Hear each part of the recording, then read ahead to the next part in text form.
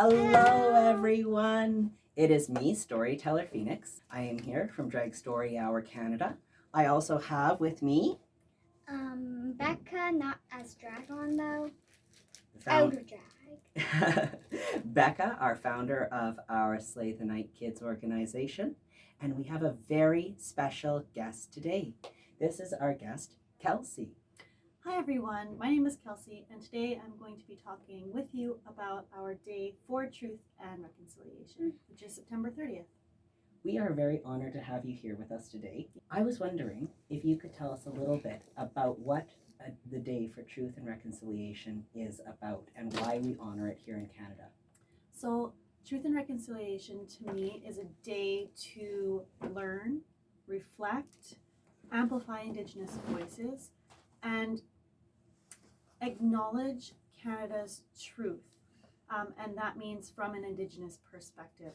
And the reason why we are doing that is because although for decades Canada's history has been spoken about orally, it is, I feel like, just really starting to gain momentum in the impact it has had on Indigenous communities in Canada, as I'd say even within the last 5 years. Absolutely. And thank you so much for sharing your wisdom and knowledge with us today. I believe that you have a story for us today. I have a story called When We Were Alone. It is my favorite book. I use this with kindergarten, grade 1, grade 2, grade 3. I think all elementary school aged children can and should read this book. Awesome. Wonderful. Do you want to hear the book today? Yes, please! This book is called When We Were Alone by David A. Robertson and Julie Flett.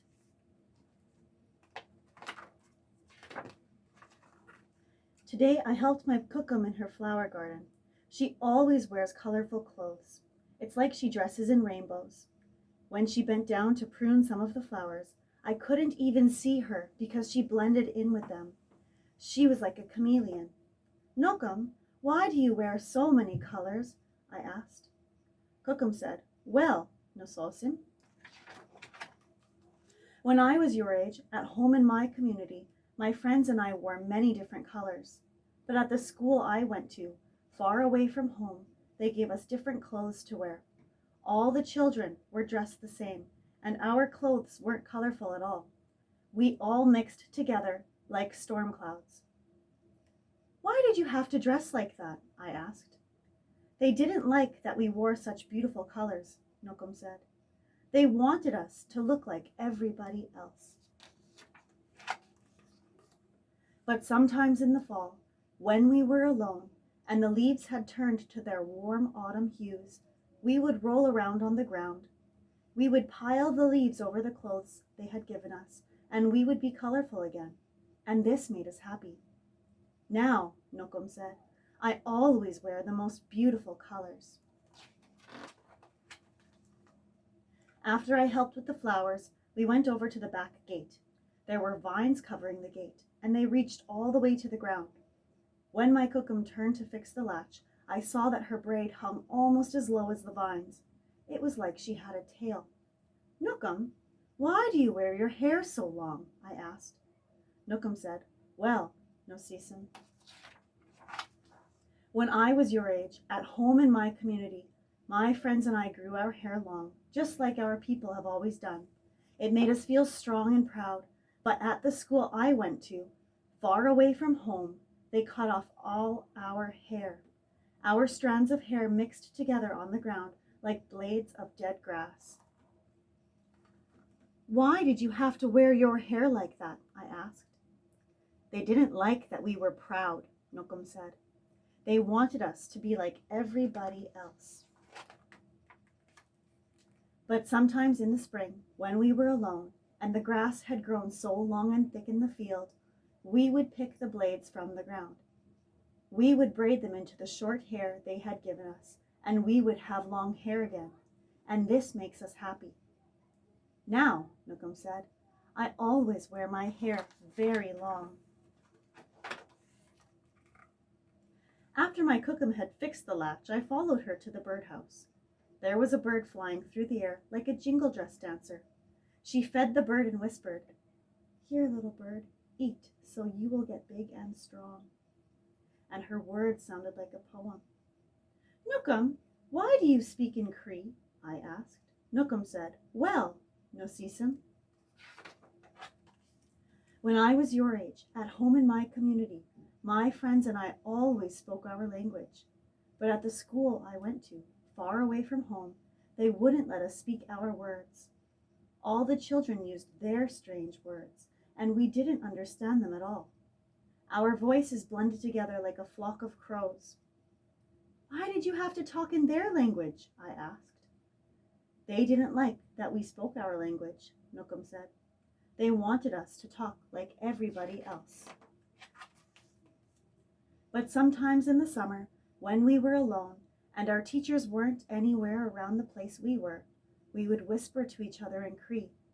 We would say all the words we weren't allowed to say so that we wouldn't forget them, and this made us happy. Now, Nookum said, I always speak my language.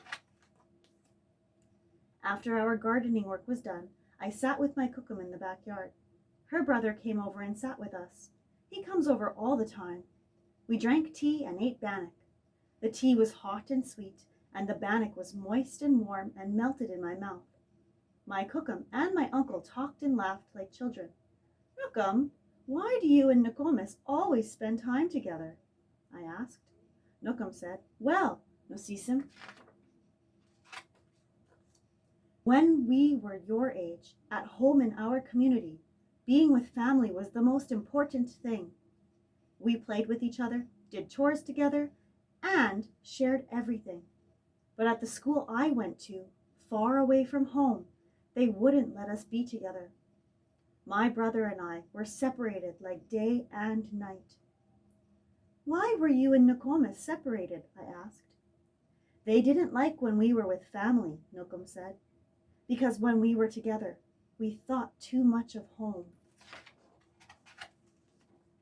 But sometimes in the winter, when we were alone and we were sure that nobody could see us, we would find each other.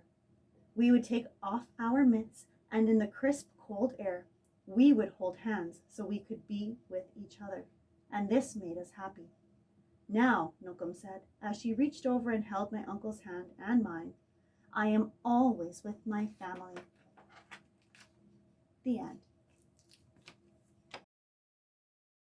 Thank you, Kelsie, for reading and sharing this book for all of us. Oh, you're so Here. welcome. Thank you so much for joining us today for the Day of Truth and Reconciliation here in Canada and for sharing your wisdom with everyone here today. I'm so grateful you had me. Thank you so much, both of you. Awesome. Bye. See you